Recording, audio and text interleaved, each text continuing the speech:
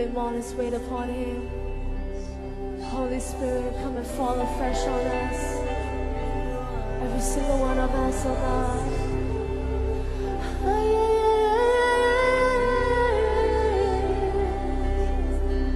Thank you. Thank you for your love, for your joy, for your peace that surpasses all understanding, oh God.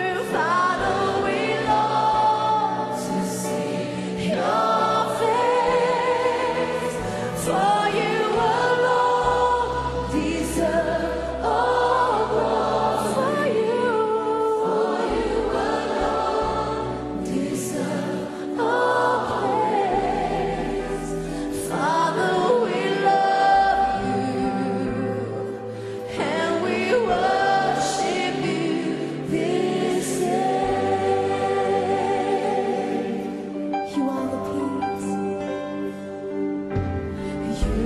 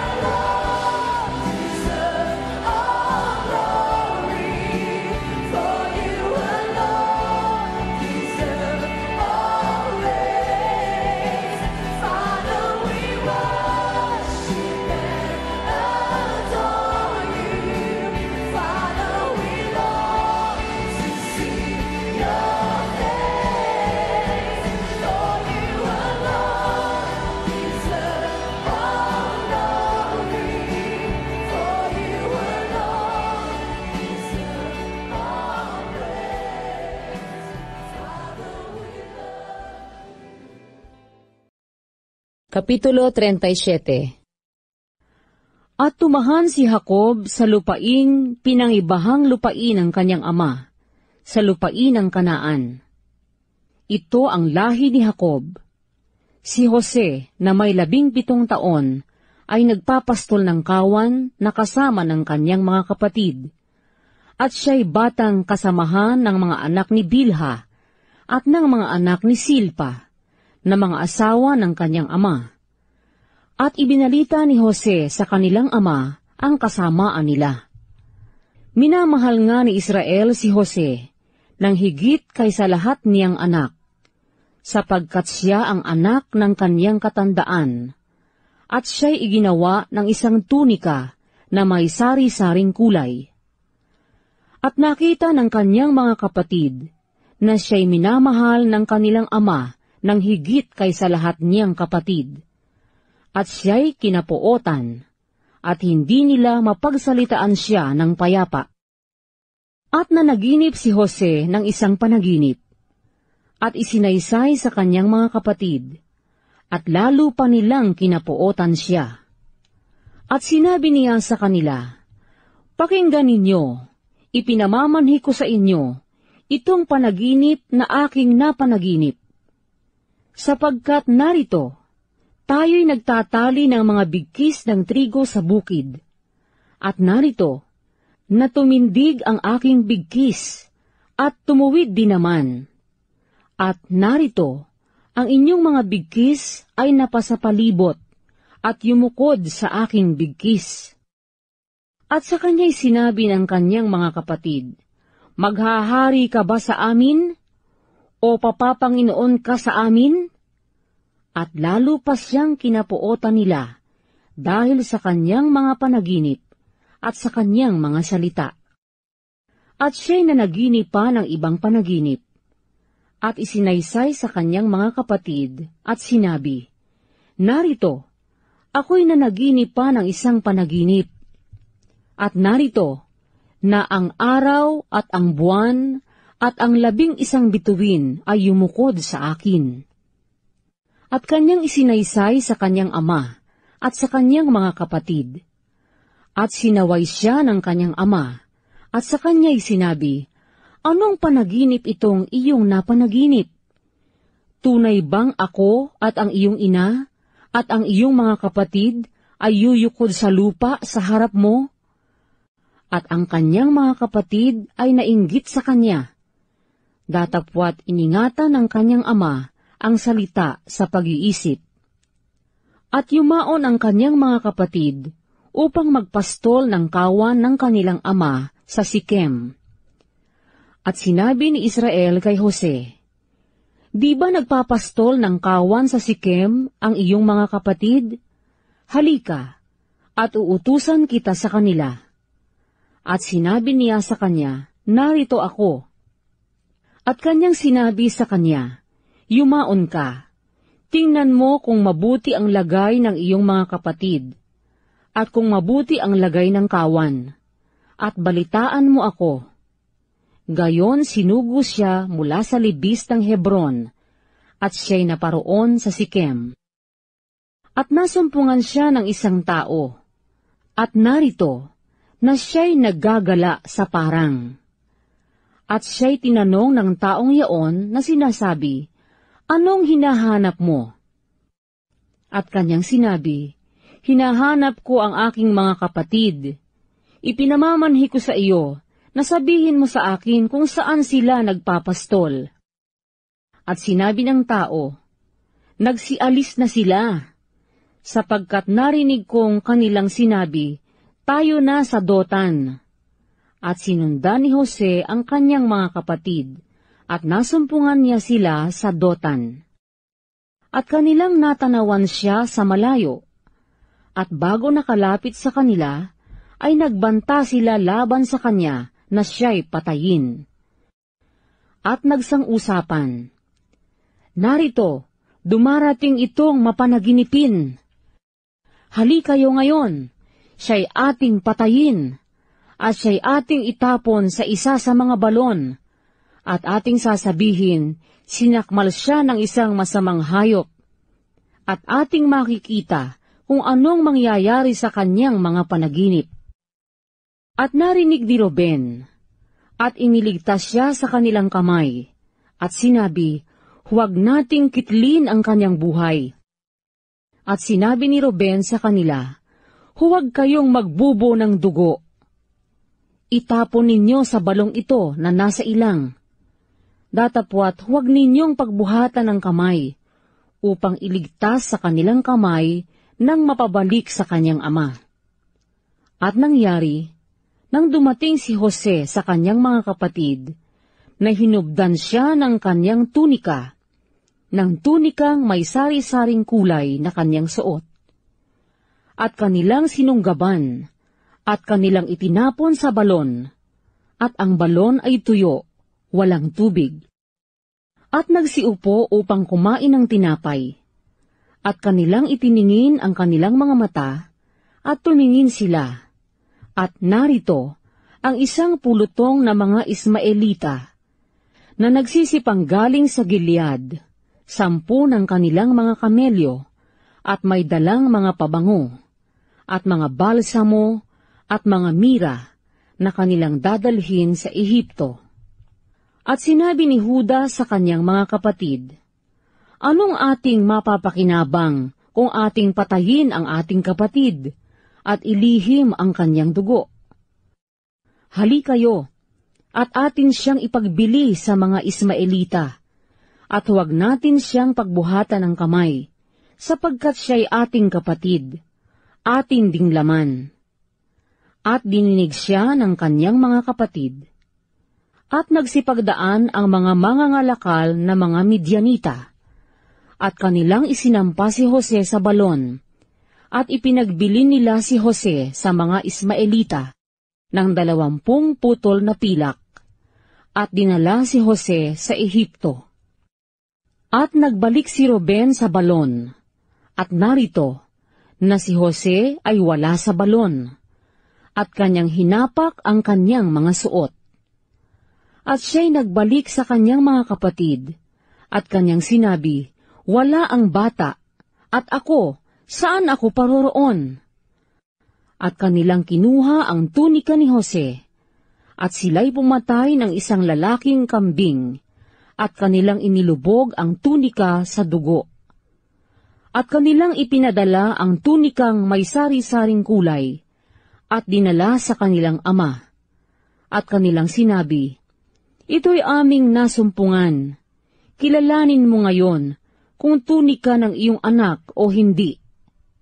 At kanyang kinilala at sinabi, siya ngang tunika ng aking anak. Sinakmal siya ng isang masamang hayop. Si Jose ay walang pagsalang nilapa. At hinapak ni Jacob ang kanyang mga suot, at kanyang nilagyan ng magaspang na damit ang kanyang mga balakang, at tinangisang maraming araw ang kanyang anak.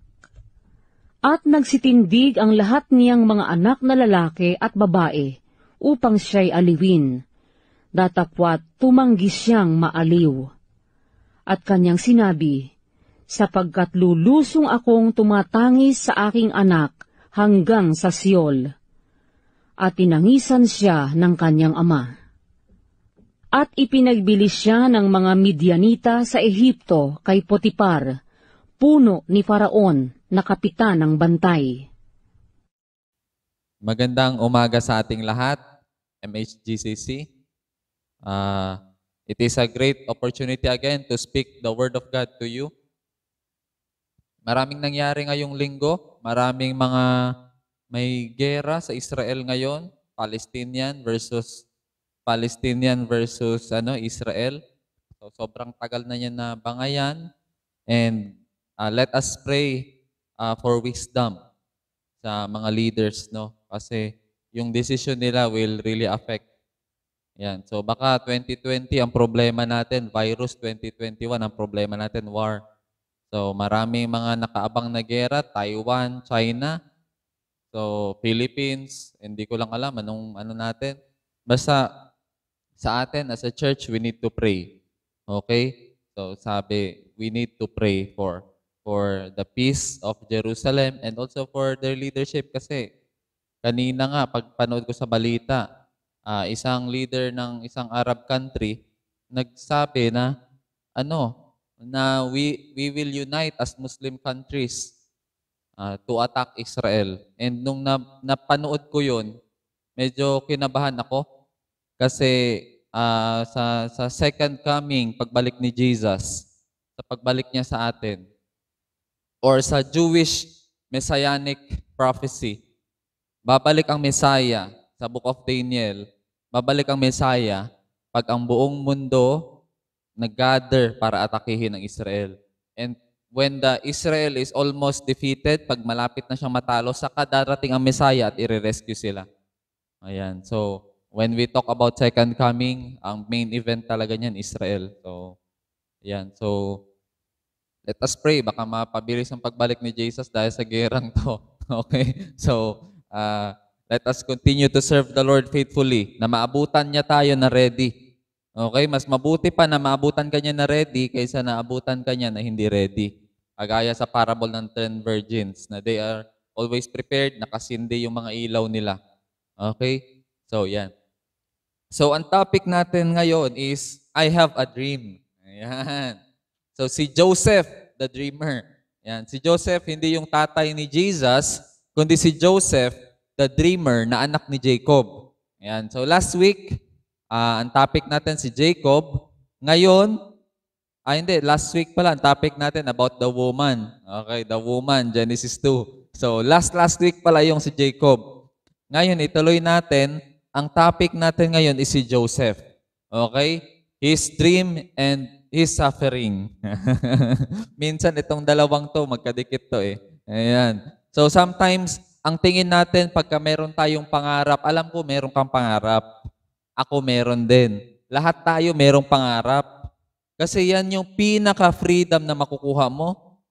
What is the purpose of getting up and sleeping kung wala kang pangarap? What is the purpose of going out kung wala kang pangarap? It's your dream that keeps you alive. Ayan. So, importante yung pangarap. Pero, sometimes yung pangarap natin na point A at yung destination natin na point B, iniisip natin isang diretso lang. Okay? Lord, grabe yung favor mo sa akin. Malamang mabilis ko lang maabot yung pangarap ko. Kasi kasama naman kita eh. Okay, so yan yung mindset natin madalas. Pero ngayon, tignan natin ang buhay ni Joseph. Kasi binigyan siya ng dream, paano pinulfill ng God ni Yeva, may his name be praised, yung yung pangarap na yun. Paano niya pinulfill sa buhay ni Joseph? Tignan natin kung basic lang ba na from point A to point B, isang straight line lang, nakarating na kagad siya. Okay, sige. Open your Bible in Genesis chapter 37. Okay. So sabi dito sa verse 2, this is the account of Jacob's family line. Si Jacob na, family line niya. Joseph, a young man of 17, was tending the flock with his brothers, the sons of Bilhah and the sons of Zilpah, his father's wives. And he brought their father a bad report about them. Okay. Grabe, no? Jacob's line. Pero ang kwinento lang is si Joseph. Ay, makakita na naman tayo ng bagong favorite nito. So si Joseph, favorite ni Jacob. Okay, so parang hindi naka-learn ng lesson si Jacob, no? Nag-favorite yung mama at papa niya, si Jacob at si Esau. Dalawa lang nga sila magkapatid. Nagkaaway pa sila, lalo to. 12 sila magkapatid na lalaki, merong isang babae, si Dina. Okay, so tignan natin. So ang ginawa pa dito, 17 years old pa lang siya. Pero manager na. He is promoted. Kasi siya yung tagadala ng bad report. Wow, masyadong maaga yung promotion niya, no? Minsan pala, mahirap pala pag nag-promote ka ng isang bata sa masyadong malaking posisyon. Minsan mabilis nakakalaki ng ulo yun. Kaya ang sabi talaga sa ang sabi kung mag-appoint ka ng elders or deacons, kailangan as a number one din na requirements is mature din yung age. Okay? Hindi pwede mag-appoint ka ng elder na sobrang bata. Kasi makurap siya ng mundo kagad. Okay? So sige, tuloy tayo. So tuloy tayo ha. Tapos, anong sabi next dito? Verse 3, Now Israel loved Joseph. Wow, Israel na pangalan ni Jacob. Hindi na siya tinatawag ng Bible na Jacob. Now Israel loved Jacob. Si Israel po, yung bansang Israel ngayon na magulo. Si Jacob yan. Mga anak niyan lahat. Yung mga Arab countries na nakapaligid, si Ishmael yan. Ayan yung kapatid ni Isaac. Step-brother niya. Half-brother niya. Okay? Dahil sa kasalanan ni Abraham na dalawa yung anak niya. So ngayon, parehas na anak nagkiklaim sa promised land. Kami yung legitimate. Kasi based sa kwento namin, kami yung una. Kasi panganay siyempre si Ishmael bago si Isaac. Okay. Sige, balik tayo. So now Israel loved Joseph more than any of his other sons because he had been born to him in his old age. Aside sa pinanganak siya sa old age, pinanganak siya sa asawa niya na si Rachel. Di ba si Rachel yung gusto niya mapangasawa? Pero ang binigay sa kanya si Leah. Oh, yan ang nangyari. Dahil gusto niya si Rachel, si Lord patas. Nung love niya si Rachel, si Leah hindi niya love. Si Leah yung nanganganak ng madalas. Para mahalin siya ni Jacob. Ayan, so nagkaanak, sunod-sunod, 4 kaagad. Grabe. Si Rachel, 0. Nainggit si Rachel, ang sinabi niya, ito, meron akong katulong. Helper niya. Gawin niya ang surrogate mom. Pagka nagkaanak to, consider na rin naman na anak ko eh. Kaya pa, nagkaanak yun sa nagkaanak sa anak sa katulong ni Rachel. So naging anak niya na yun, natuwa siya. Tapos ginawa din ni Leah yun, yung katulong niya rin. Ginanon niya rin, binigay niya rin kay Jacob. Hanggang sa naging 12 na sila magkakapatid. Tapos, naawa si Lord na kay Rachel, nagkaanak na siya. Yun na si Joseph, pinakauna. Ang sunod niyang panganak, si Benjamin. Ayan. Pagkapanganak na kay Benjamin, namatay na siya. Ayan. So, medyo nahirapan siya manganak pagdating kay Benjamin. Meron din pala namamatay sa pagpanganakan, no? Kahit sa Bible, namatay siya sa pag-anak niya kay Benjamin. Okay, balik tayo. So, favor niya masyado si Joseph. Mahal niya, paborito niya. Anong ginawa ni Jacob as a sign? And he made an ornate robe for him. Ginawan po siya ng colorful na damit. Imaginein mo yon. Sa panahon po nila, ang makakasuot lang po ng colorful na damit, yung mga anak talaga ng mayaman.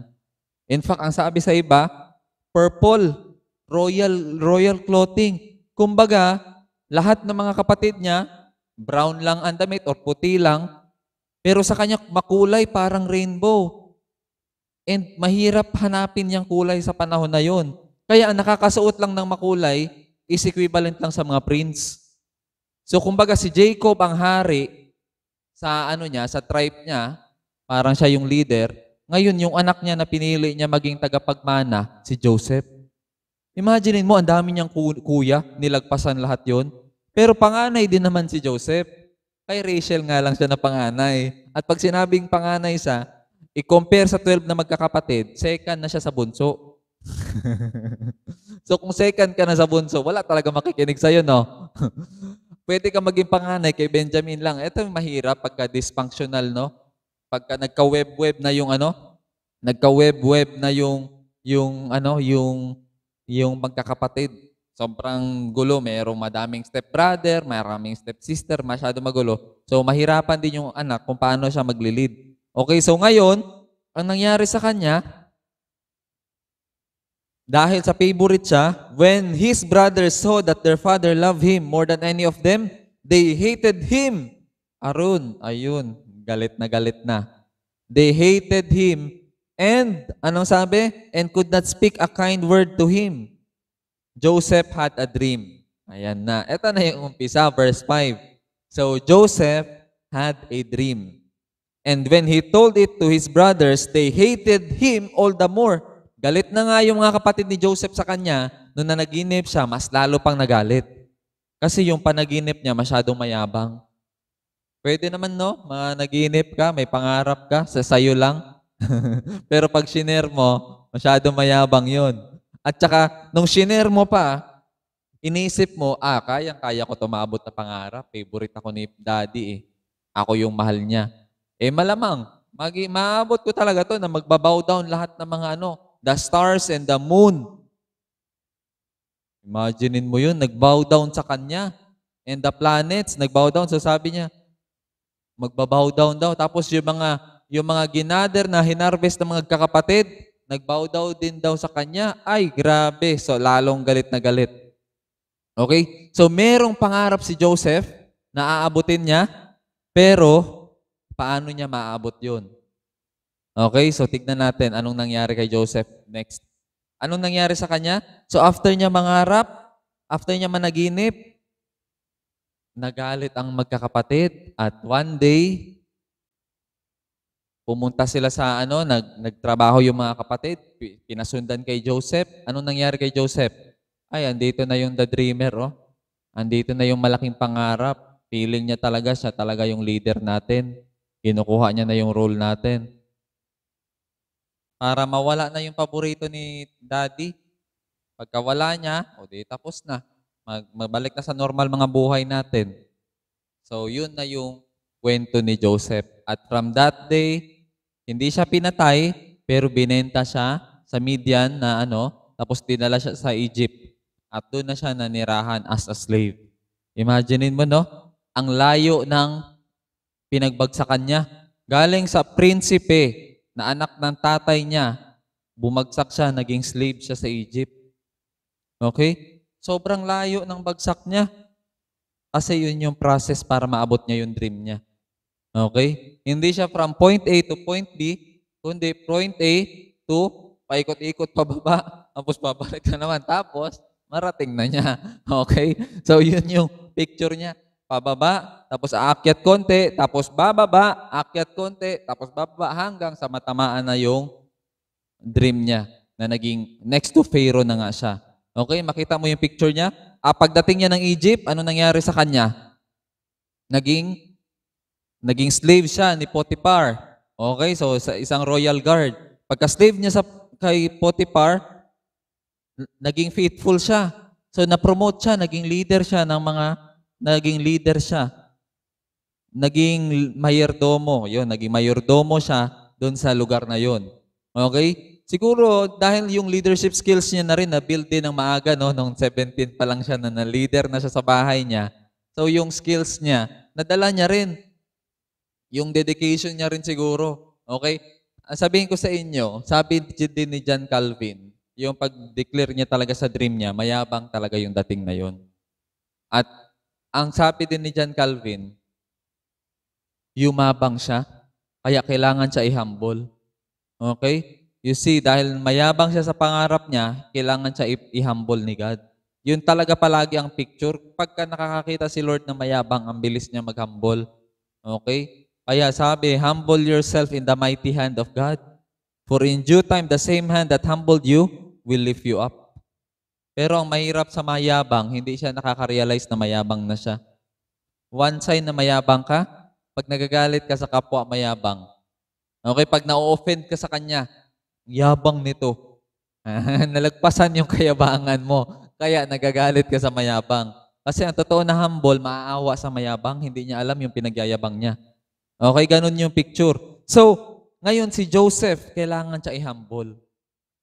Sabi nga ni Plato sa teenager sa panahon niya, no? Si Plato to ha, sobrang tanda na, sobrang tagal na, busy pa to.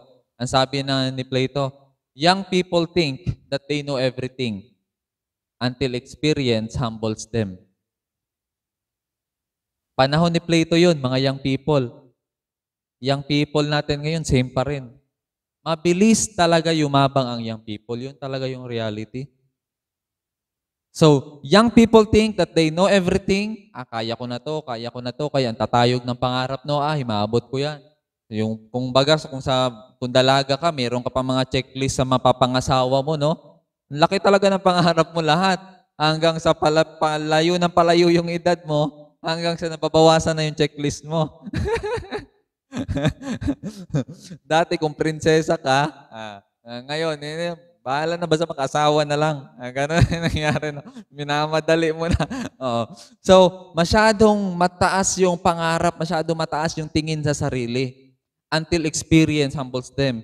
Ikaw, nung dalaga, binata ka, tingin mo sa mga magulang mo, away sila ng away. Walang peace yung bahay. Pag ako talaga mag-asawa, hindi ko talaga gagayahin yan. Sabi mo sa sarili mo, no? Tapos nung nag-asawa ka, nagulat ka. Same lang kayo ng ugali ng magulang mo. Palaaway ka rin. Away din kayo ng away ng asawa mo. Kami ni Lottie, ilang years na tayo, 2 years, no? So, 2 years na kaming happily married. Siya yung happy, ako yung married. Unang taon ng kasal namin, tama talagang advice ng uncle ko nung umuwi kami ng Davao na dapat pagka kinasal ka, lahat ng mga babasagin, itago mo muna lahat ng regalo sa kasal na babasagin. Plastic na muna gamitin nyo. Kasi unang taon, magliliparan talaga yung mga pinggan na yan. Magliliparan talaga yan lahat. Ayun. So, nagliparan nga. No? So, at nung panahon na nag-aaway na kami, kasi nagtatansyaan pa lang pala kami sa ugali namin, nag-a-adjust pa lang pala kami sa isa't isa. Doon, lumapit na ako sa magulang ko. Na-realize ko. Kasi si mama at daddy, ang tingin ko dati, ay, pagka ako talaga, ako pala yung kinikwento ko, no? Na sinasabi sa sarili na hindi gagayahin yung magulang. Pero nung nag-asawa ka, yun din pala ginawa mo. Away din pala kayo ng away. Ayun. Alam mo, kanino ako nanghingi ng advice? Kay daddy. Sabi ko, di, paano mo nalagpasan tong gantong ano? Grabe, no? So, dati, nung bata ka pa, na hindi ka pa nag-asawa, akala mo, magaling ka. At pag nag-asawa ka, magiging perfect yung marriage mo. Na hindi ko gagayahin si mama, hindi ko gagayahin si daddy, si papa. Nung nag-asawa ka, mas malala ka pa pala. So ngayon, lalapit ka na lalapit ka na sa magulang mo, manghihingi ka na ng advice. Ma, paano nyo ba nalagpasan yung ano nyo? Ganun. So, experience humbles you. Okay, ganun yung picture niya. So ngayon si Joseph, kailangan niya ma-break. Kasi kailangan niya ma-humble. Kasi para ka ma-promote sa isang mas malaki na bagay, kailangan maging ready yung karakter mo. You see, walang problema kay God mag-promote sa isang tao. Ang kailangan lang, hindi ka makurap sa promotion mo. Kasi promotion without character corrupts people. Na-promote ka at hindi ready yung karakter mo, ay yayabang ka ng sobra. Kaya, ang concern ni God po ay buuhin mo na yung karakter ni Joseph. Durugin siya ng durugin. Hanggang sa pag-ready na, durug na, huhulmahin niya ulit at ibubuo niya na yung gusto niya. Na isang tao na mapagkumbaba, nakikinig at sumusunod. Hindi na mayabang, hindi na full of himself. Kasi si Joseph, full of himself siya eh. Punong-puno siya sa sarili niya at bilib na bilib siya sa sarili niya. Mahirap pala masyadong egotistic, masyadong malaki yung tingin mo sa sarili mo. Super ego, ano ba tawag dyan? Basta, ang point ko lang, galing sa prinsipe, naging katulong, naging alipin. At ang pagiging alipin sa Egypt, sobrang hirap. Nakita nyo yung mga pyramid na ginawa nila? Mga alipin may gawa nun. Sobrang hirap talaga. At ang alipin, nakapaa. Imaginein mo yun, buong araw kang nakapaa. So, naging alipin siya, pero dahil faithful siya kay God, kahit nandun na siya sa Egypt, he still continued his faithfulness kay God. At kahit nandun siya sa baba, tiwala lang siya kay Lord na, Lord, sige, bahala na. I will give my best. I will still follow you. I will still obey you. I will be faithful with my situation right now. Alam mo, dahil faithful siya kay God at nakapokus lang siya kay God, ang sabi sa Genesis 39, and the Lord was with Joseph. Basahin natin, Genesis 39. Imaginein mo, sinamahan pa rin siya. Chapter 39, verse 2. The Lord was with Joseph so that he prospered and he lived in the house of Egyptian master. Kasama niya pa rin si God. The Lord was with Joseph sa Egypt. Hindi lang sa Canaan, kundi pati sa Egypt. Kisinamahan siya ni God. Hindi toxic yung ugali niya. Sino ba toxic dito? Tanungin mo yung katabi mo, toxic ka ba? Yung mahilig mang sisi ng ibang tao. Alam mo yun, pagdating ni Joseph doon, hindi naman talaga ako slave eh. Nandito ako dahil sa mga kapatid ko na mga inggitero. Kinainggitan kasi nila ako eh. Kaya naging ganito ang buhay ko. Ang hirap talaga ng inggit talaga. Iinggitan ka ng kapitbahay mo, ng ano mo, kaya ganito na naging buhay ko. Ganun ba ugali ni Joseph? Hindi. Hindi siya nang sisi ng ibang tao kung ano yung kinalalagyan niya ngayon. Kundi nakafocus siya kay God. Ano tinuturo mo sa akin, Lord? O sige, you want me to be slave? Okay. So naging faithful siya, kaya galing sa bulusok, no, nag-dip. Nag-dip.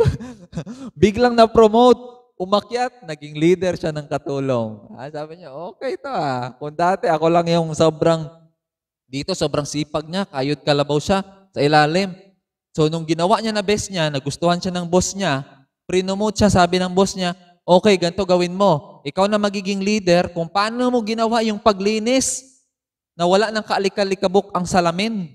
Sobrang crystal clear yung paglinis mo. Ituro mo na lang yan. Maging leader ka sa mga katulong at i-duplicate mo yung sarili mo sa kanila para mas dumami ang magiging magaling maglinis. So, ganun ang ginawa niya. Naging leader na siya. Oops, mali yan. Ganito ang pagkalinis niyan. Papakitang gila si Joseph, no? Tapos sa malayo, nakatingin lang yung asawa ni Potiphar. May potential tong batang to Pogi din. Ayun na. So galing sa deep, umakyat ng konti. Ngayon, anong nangyari dito? Na-promote siya konti, no? Kaso nagkaroon ng problema. Na-inlove sa kanya yung Potiphar's wife. Wala nga pangalan, no? Walang pangalan. Kasi meaning kahit sinong babae, pwede talaga maging tukso. Kaya mag-ingat talaga. Wala talagang sinasabi na, "O tukso, layuan mo ako." Walang ganun. Ang tukso talaga lumalapit. Wala, yung kanta ni Perita ba yan? Pelita Corrales, "O tukso, layuan mo ko." Walang tuksong lumalayo. Ikaw talaga kailangan lumayo. Kaya nung lumapit na yung tukso, anong ginawa ni Joseph? Tumakbo palayo. Ayun yung tama. yun yung tama. Tatakbo ka palayo. So dahil tumakbo siya palayo, na-offend yung babae. Ang ganda-ganda ko. Ang yaman-yaman ko. Umayaw ka pa. Ganun, no? Dahil nahatak niya yung shawl nahatak niya yung shawl ni Joseph. May ebidensya ako. Papakita ko sa asawa ko. Sabihin ko sa kanya, ni-rape mo ako. At nakatakas ka nung sumigaw ako. Ayun, gumawa na ng kwento. Ayan. So nung gumawa na ng kwento, ay nakinig din naman si Potiphar, o di, natapon siya sa kulungan. So nakita niyo yung buhay ni Joseph, galing sa taas, bumulusok sa baba, naging alipin, naging leader sa alipin, ngayon nakulong. Aray, sobrang baba na. Ngayon nasa kulungan na. Sobrang baba na ng buhay niya. At King's Guard pa, sa kulungan pa ng palasyo, ibig sabihin sa ilalim ng lupa yun, sobrang hirap makulong doon. Pero dahil faithful pa rin siya sa pinagdadaanan niya, no? Naging leader siya sa kulungan. Umakyat na naman. Kahit saan talaga si Joseph napupunta, binibless siya. Ito masasabi ko sa iyo, pag ikaw excellent ka na tao, kahit tanggalin ka ng boss mo, kahit kainggitan ka ng mga tapos siraan ka, tapos matanggal ka, kahit saan ka ilagay, mag-i-excel ka. Kasi excellent ka Pwede nila nakawin yung trabaho mo, nasabihin nila silang gumagawa, pero hindi nila nananakaw yung quality mo. Kasi you are an excellent person, kahit saan ka ilagay, mag-i-excel ka. Si Joseph, nag-excel siya sa bahay niya nag-excel din siya sa bahay ni Potiphar. Ngayon, kahit sa kulungan, nag-i-excel siya. Naging mayor. Ayan yung term sa kulungan, mayor. Yung mayor, yun yung sinusunod. Okay, so naging mayor siya. Wala nang ibang iniisip yung jail warden. Parang siya na yung namamahala at marunong din mag-troubleshoot si Joseph. So na-promote siya hanggang sa may dumating na dalawang nakulong na nakasala sa hari. In-interpret niya yung panaginip. Pagka-interpret niya, yung isa nabalik sa trabaho, yung isa namatay. 3 days. Nangyari yung panaginip at tama yung interpretation ni Joseph. So after nun, nakalimutan siya ng ilang taon, sinabihan niya na sana maalala mo ako Pagkalabas mo, sabihan mo sa hari, wala akong kasalanan, nandito ako sa kulungan. Kinainggitan lang, pinaganuhan lang ako, ginawagan lang ako ng kwento. Pero nakalimutan siya, so na-depress na naman. Imagine mo, 17 years old. Nandito na siya sa baba. At age of 30, next to Pharaoh na siya. Nung nanaginip si Pharaoh at ininterpret niya yung panaginip ni Pharaoh. At doon na ang nangyari. na nangyari yung panaginip niya. At si Joseph ang naging pinili na leader na maging ready. Okay? So nakita mo yung buhay ni Joseph? Bago mo marating yung point B, dadaan ka pa sa ilalim para makaakyat ka ulit doon. And sometimes ganun din ang buhay natin mga tao. Ganun actually talaga ang buhay natin. Walang buhay ng Kristiyano na dire-diretso paakyat, no? Palaging may pababa. Ang tanong, pag pababa ka, anong ginagawa mo sa baba? Naninisi ka ba ng ibang tao? Nagiging worse ba yung ugali mo? You see, the real you will come out when you are in pain. Kung lumabas yung mas masama ka palalo nung nasa deep ka, nasa baba ka na experience mo, mahirap yun. So si Joseph, tiwala lang siya kay Lord. Kaya imbis na matagal mag-stay doon, napabilis yung process ng pain ni Joseph, nakaangat siya kaagad. Okay? Pero kung tayo, imbis na gusto ni Lord, 1 week ka lang mag-stay dyan sa pain na yan, 1 day lang. Pero dahil matigas yung ulo natin, ang dami pa nating sinisisi kung sino-sino, o di nag-stay na tayo ng 1 month, nag-stay na tayo ng 1 year. Ang iba nga, hindi pa nakaalis. 10 years, 5 years, 20 years. Andun pa rin. Ang iba forever, nakulong na sa past nila. Okay? So, anong nangyari? Hindi talaga sila nakaakyat na ulit. Okay? Kaya importante na pag bumaba, valley experience sa ilalim, wait ka lang. Kasi nire-ready ka ulit ni Lord para sa mountain experience.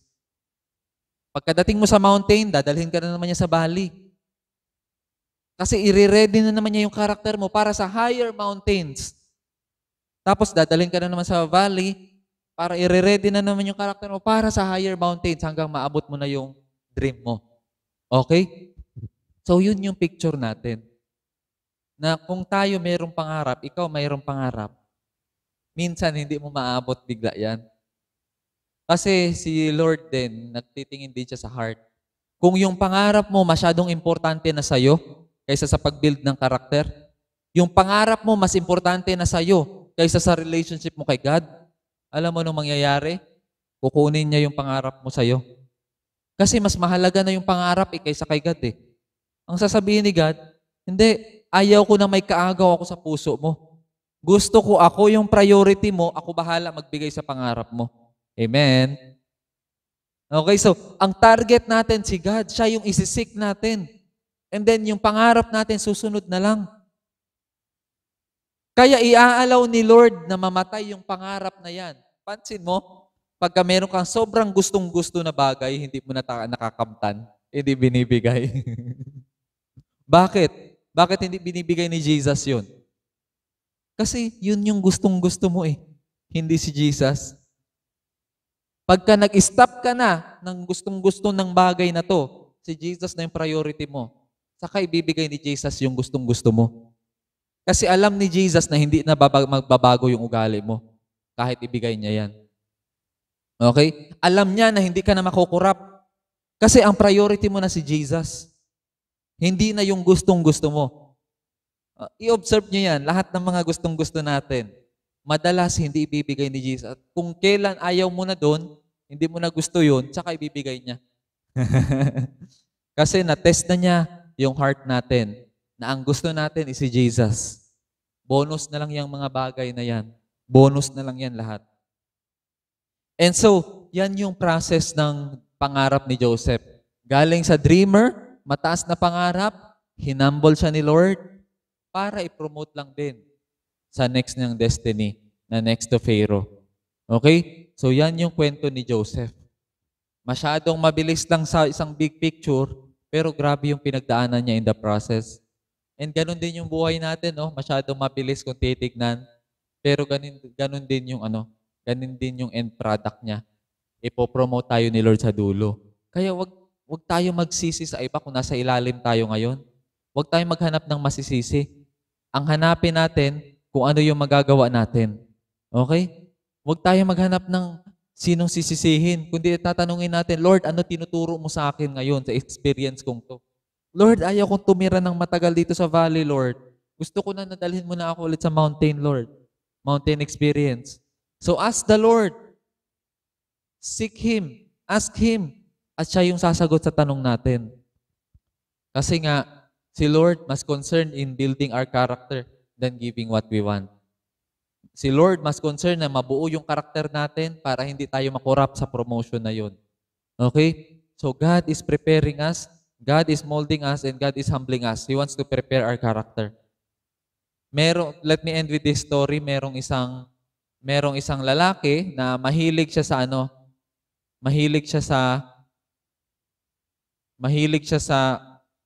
merong isang lalaki na mahilig siya sa butterfly.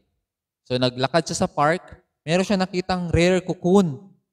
So binali niya yung sanga, dinala niya yung sanga na nakasabit yung cocoon, dinala niya sa bahay. Tapos ilang linggo, nakita niya yung cocoon may gumagalaw. So nagagalaw yung cocoon. So parang napansin niya may butterfly na lalabas na. Okay? So kinabukasan, tinignan niya may gumagalaw ulit. Kinabukasan, tinignan niya ulit, hindi pa nakalabas, may gumagalaw ulit. Sabi niya, nahihirapan ata yung butterfly. Tulungan ko nga. Kumuha siya ng gunting. Ginupit niya yung cocoon. Dahan-dahan, syempre, baka magupit yung pakpak eh. So ginupit niya, sobrang careful na natanggal, tapos nabuksan. Nung nabukas yung cocoon, alam mo anong nangyari? Nakita niya yung sobrang ganda na butterfly. Pero nahulog. Hindi nakalipad. Anong nangyari? Bakit hindi siya nakalipad? Kasi hindi pa siya ready. Kinulong siya sa cocoon na yun for a purpose. Para lumakas yung wings niya at mabuksan niya yung cocoon. At hindi siya pwede lumabas sa cocoon na yun hanggat hindi siya malakas. Kasi pag lumakbas siya at tinulungan siya ng outside help, ano mangyayari sa kanya? Hindi siya magiging ready sa totoong mundo. At hindi siya makakalipad. At namatay nga yung butterfly the next day. Kasi hindi siya handa. Hindi naging malakas yung ano niya. Ganyan din ang ginagawa ng humbling experience na ginagawa ni God sa atin. Yan ay parang nandyan ka sa cocoon. Nire-ready ka ni God. Gusto ka man niya tulungan, no? Na-rescue ka na niya, nak, ayaw ko nasasaktan ka. Ayaw ko na iiyak ka. Naaawa ako at gusto kong i-rescue ka. Pero alam mo, nak, pag tinulungan kita ngayon, hindi ka makaka-learn sa lesson mo, at the same time, hihina ka palalo. Kaya, i-empower kita, kaya mo yan. Huwag ka namang sisi ng iba. Harapin mo yan head on. And once after mo malagpasan yan, paglabas mo sa cocoon mo, you will be a beautiful butterfly na makakalipad na. Amen? Okay, so wag natin tignan yung mga suffering natin. Wag natin tignan yung mga suffering natin na pangpahirap lang sa buhay. Ang suffering na yan, andyan yan para palakasin ka. It will either make you or break you. And it is my prayer and benediction na mas lumakas pa tayo sa mga pagsubok na darating sa buhay natin. Amen? The Lord bless you. The Lord bless us all. God bless. For our pastoral prayer, let us pray. Blessed are you, O Lord, King of the universe, who allows us to study your word. You know, O Lord, the things that has been happening in our land, Lord. Not just in our land, but in the earth, Lord God. There are rumors of wars, and there are wars itself, Lord God. And Lord, it is hastening your coming, Lord. Palapit ng palapit yung pagbalik mo, Lord. I pray, Lord, na i-ready mo kami. I pray, Lord, na yung salita na naririnig namin every Sunday will be a seed, Lord, na makatanim sa puso namin at maging encouragement, Lord God. Na harapin ang bukas, Lord. Harapin ang kinabukasan, Lord, ng merong hope sa iyo, Panginoon. Lord, I pray for the members of the MHGCC, Lord. I pray, Lord, that you will take care of them. I pray, Lord, that you will sustain them. Lord, meron na namang extension ng GCQ, Lord, hanggang May 31 na, Lord. Alam mo, Lord, ang sitwasyon ng mga kapatiran, Lord. Alam mo, yung iba, walang work. Ang iba, nahihirapan, Lord, makapagtrabaho. Ang iba, hindi makakilos dahil sa mga restrictions. I pray, Lord, that you will visit them and you will provide every need, Lord God. That they will not lack any good thing, Lord God. Lord, yung mga nasa abroad, Lord, na members, Lord, na naapektuhan din sa pandemic, I pray na you will sustain them as well. You will provide for them as well. You will protect them as well. You will take care of them as well, Lord. Yung mga members na nasa ibang lugar sa Pilipinas, Lord, I pray that you will take care of them as well. You will provide for them, you will sustain them, you will minister to them, Lord God. Iba-iba yung status namin sa buhay, Lord. At iba-iba din yung level ng problema ng bawat isa, Lord. Merong mayaman at yung mayaman, mas malaki din yung problema. Merong mahirap, meron ding problema na maka-apekto din sa kanya. Lahat kami, Lord, each of us, Lord, merong ka-level na problema, Lord. So I pray, Lord, na you will empower each one, Lord, na mapagtagumpayan to mga problema na to, Lord. Yung mga employed, Lord, I pray na you will protect them. You will give them strength, Lord God, sa pagtatrabaho, Lord God. Yung mga walang trabaho, naghahanap ng trabaho, I pray na makahanap sila ng trabaho, Lord God. I pray that you will provide for their needs, Lord God. And also, Lord, I pray that you will bless the church, Lord, financially by blessing the members, Lord, so that they can also give, Lord, through their tithes and offering, Lord God. I pray, Lord, that you will bless, you will sustain the needs of this church, Lord God. For this is your church, Lord. Ikaw ang shepherd ng church na to, the chief shepherd of this church, Lord. And so, Lord, we thank you for your word. We thank you for rebuking us. We thank you for encouraging us. We thank you for speaking to us that it is you, Lord God, who allowed this pain, this suffering, this humbling process, Lord, para mapalabas yung best sa amin, Lord God. I pray, Lord, na mag-stop na kami ng sisi sa ibang tao, Lord, but we will start listening to you, Lord, kung ano yung tinuturo mo sa amin sa experience na to, Lord God. And so, Lord, we entrust to you all these things, Lord. Nothing is impossible with you, Lord. And we continue to pray for the peace in Jerusalem, Lord. Bless the leaders involved in this, Lord. Bigyan mo sila ng wisdom paano mag-decide, Lord.